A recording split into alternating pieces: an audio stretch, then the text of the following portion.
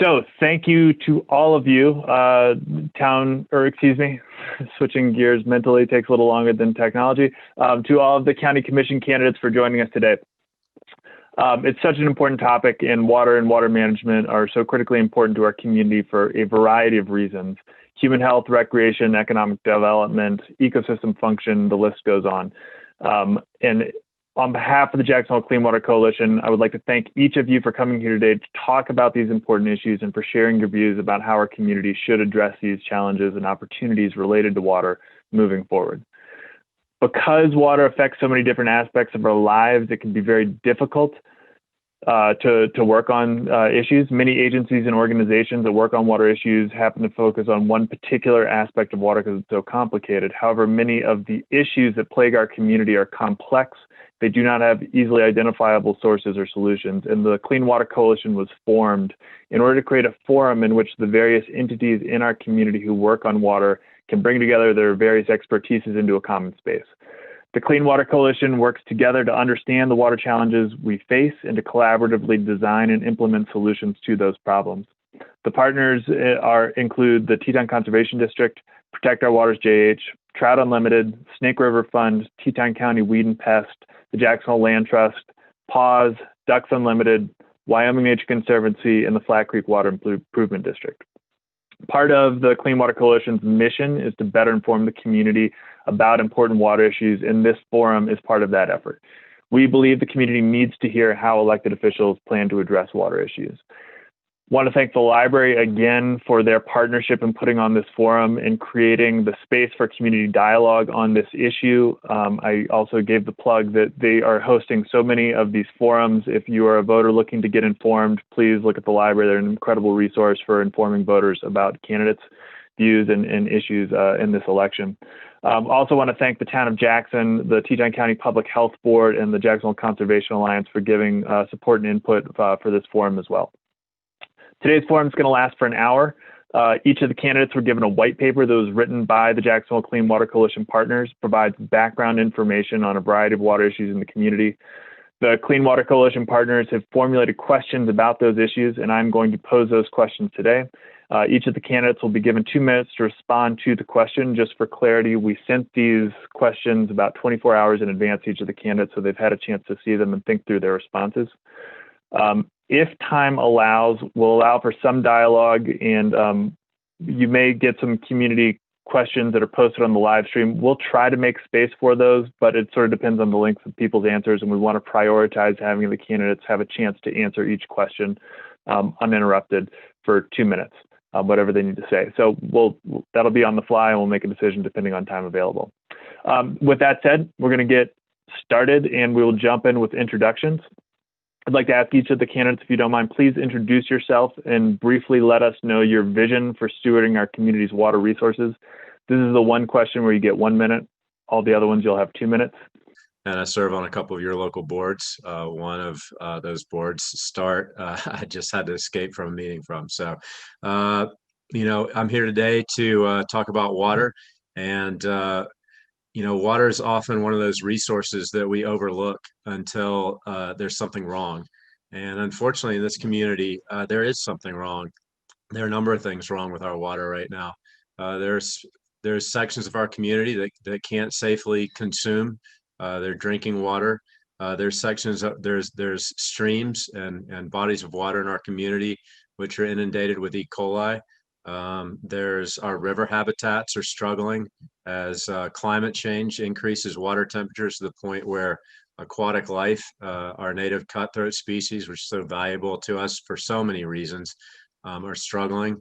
Unfortunately, we're in a position where we're forced to be reactive to a lot of these changes.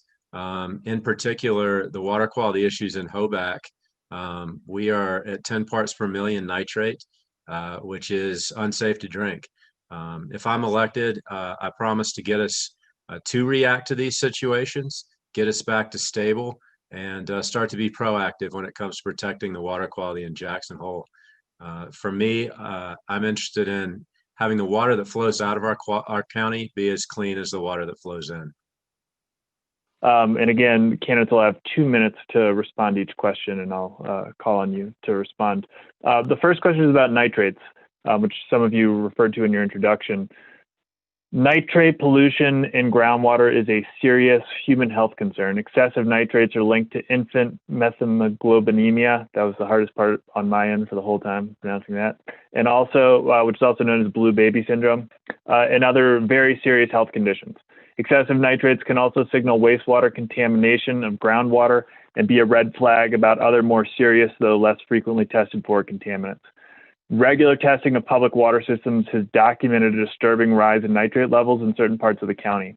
While these levels have not always surpassed EPA thresholds, they do raise concerns about the trajectory of our groundwater resources. The question to all of you is, how should Teton County respond to this trend? Should the county react when certain nitrate levels are exceeded in specific parts of the county, or should it defer to the EPA's thresholds? Wes? You know, like so many other issues in our community, we're forced into a reactive stance when we don't monitor closely these issues as they grow in scale. So, you know, for example, you don't go from 1 part per million nitrate to 10 parts per million nitrate overnight. I agree with Natalia. Let's keep a close eye on these things.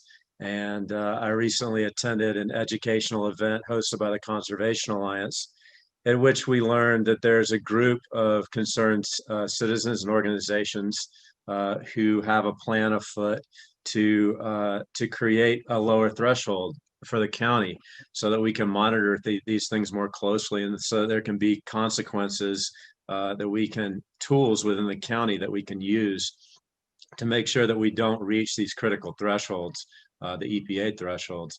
I would recommend that consequences should exist at 5 parts per million for nitrates. You know, stepping back a second, what we really need is a comprehensive water plan for this community, for this county. There are a number of folks, I'm sure, paying attention right now who have been advocating for this. I support those efforts.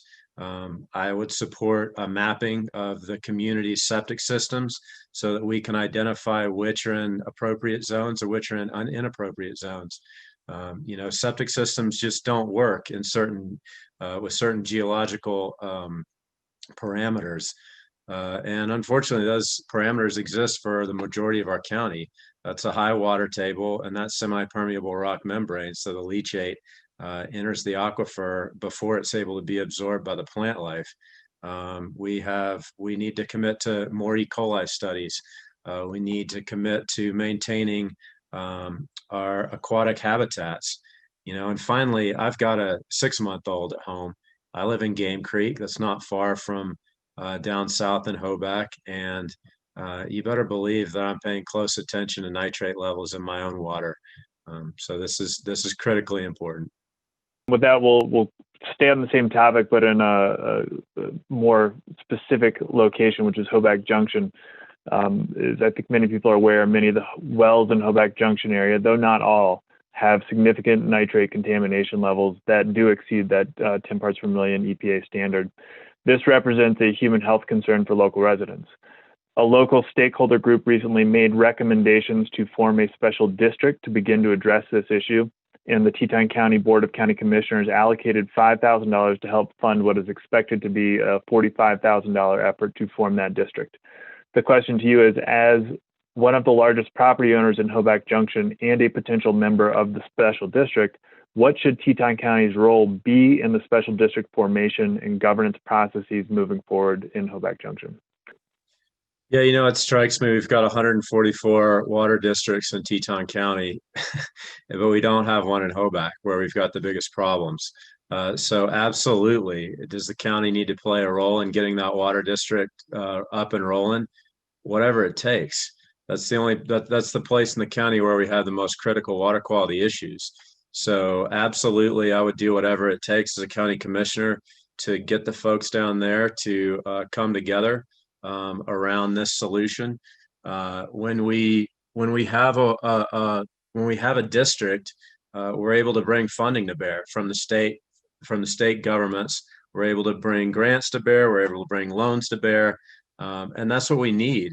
You know, as far as I'm concerned, there's only two ways to fix the problems in Hoback, because a lot of this is coming from inappropriately placed septic systems. So we either need a small scale, high tech sewage treatment plant down there, or we need to pump the sewage back up to the town facility. And I think there's plenty of opportunity to look into either one of those options. My instincts tell me that we have a river flowing through our valley. The river obviously obeys the laws of gravity.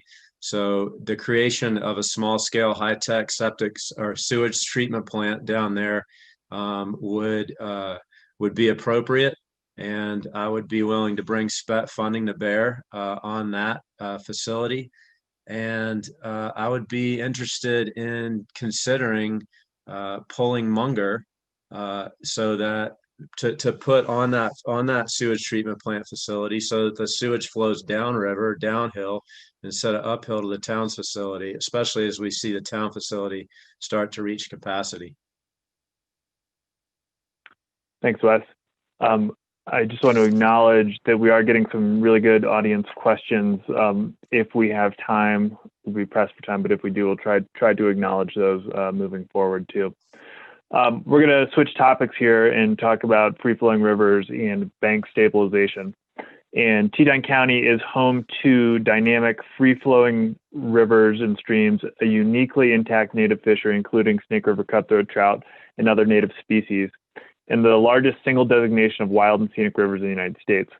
While free-flowing rivers provide many benefits to the community, private property and infrastructure development along waterways in Teton County can be threatened by water's erosive forces, particularly when development occurs within the active margins of rivers.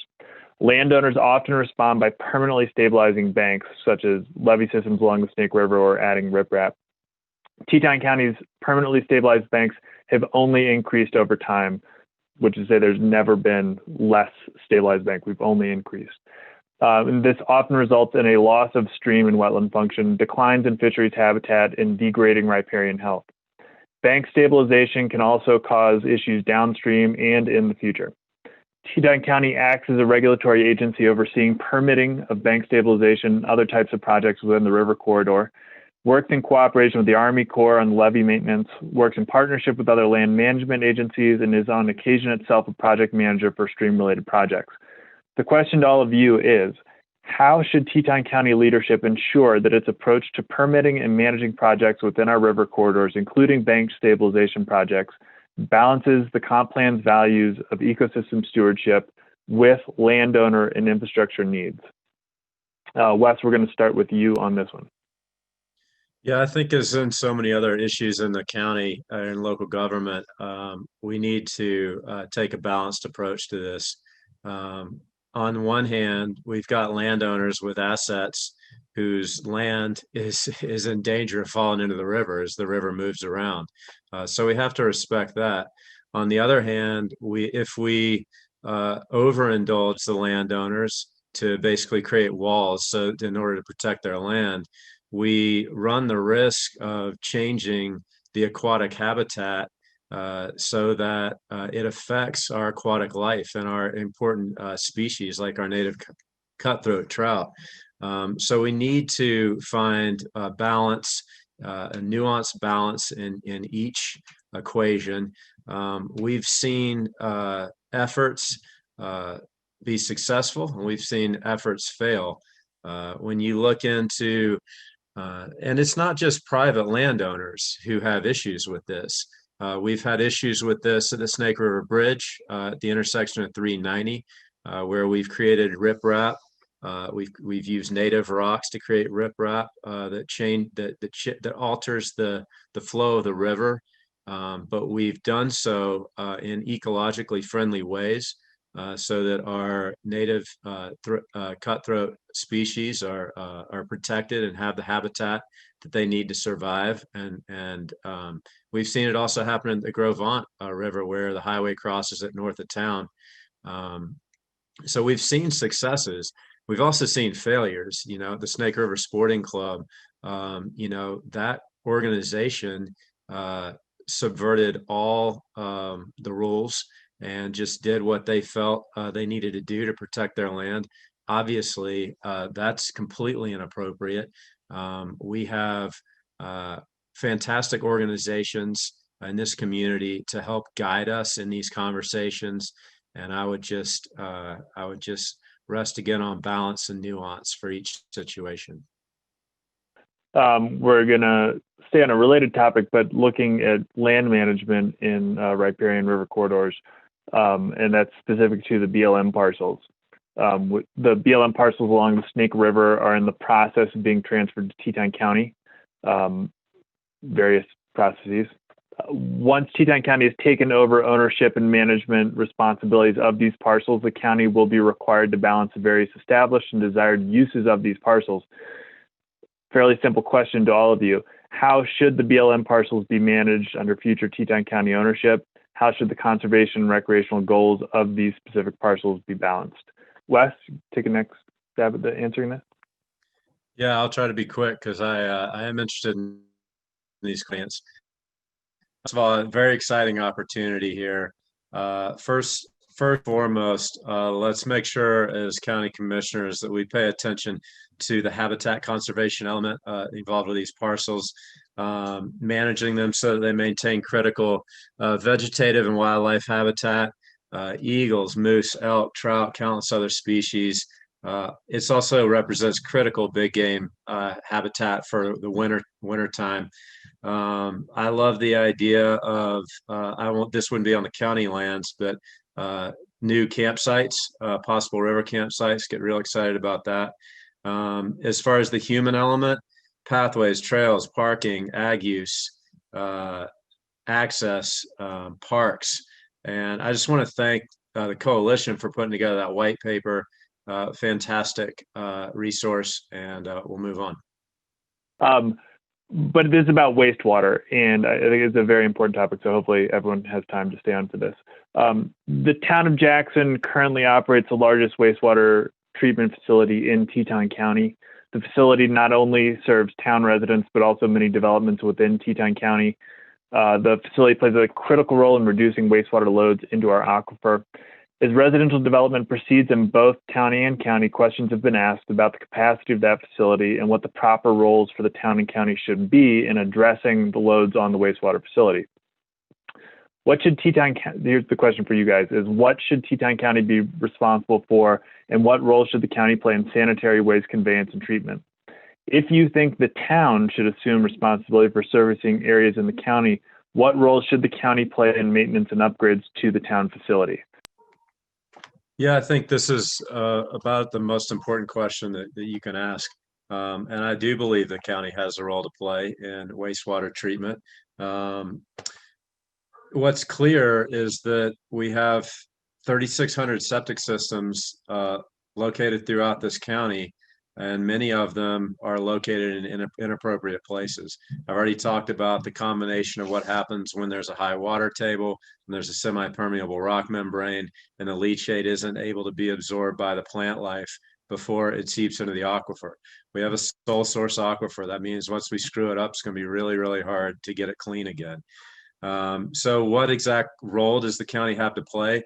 I agree that I would have put it on this SPED initiative, and I would have put a wastewater treatment facility, sewage treatment facility on the West Bank, and a second one down at a smaller scale one down in Hoback. Maybe we can wait the 7 or 8 years before we deploy the West Bank treatment plant and wait for the next SPED initiative. But currently the situation is we've got a 40-year facility out at Teton Village. We've got a facility a couple of less years old in the Aspens. Those systems are being well managed, well maintained. There's no problem with them so far. But let me tell you about what happens if there is a problem. Those systems pump treated sewage directly into the aquifer. So instead of it going into the river, where if there's a problem, at least it gets diluted into the river, it goes directly into the aquifer. That is a recipe for disaster. And we only have the capacity to store sewage for a couple hours at either one of those facilities. So that's not a solution to me. I am a proponent of using county funds, using the SPED initiative. And I think the county can also reduce our reliance on the town systems which are currently operating, maxing out at about 3.5 million gallons a day with a capacity of 5 million. So we could take some of that Wilson capacity off of the town needs. And thanks to everyone for taking that time. A couple of you had messaged, that this conversation does need to continue. And so I'd encourage, without your even offering this up, but anyone in the public, please reach out to the candidates if you have further questions about these topics. I'm sure they're all happy to talk with you. They all have websites and should be able to answer these questions. Thanks to all the candidates for being willing to come forward and talk about such important issues. As much as anything, this is a forum for thought and dialogue and advancing ideas in the community. These issues are so important. We hope you will carry some of this knowledge into office, whoever's elected, and continue to push forward on water issues for the health of our community. Thanks again to the Teton County Library for putting this on. As the representative of the Jackson Hole Clean Water Coalition here, we thank all of the community for turning out such an important topic. We're going to try to post these recordings online so that people who were not able to watch them live are able to watch them in the future. And we'll try to get information out about where people can link to this directly. That will end it. The library is hosting tonight 2 forums, one on House District 22 and the other on the school board. So if you need more information on voting, please tune back in to the library tonight. And thanks everyone for taking the time.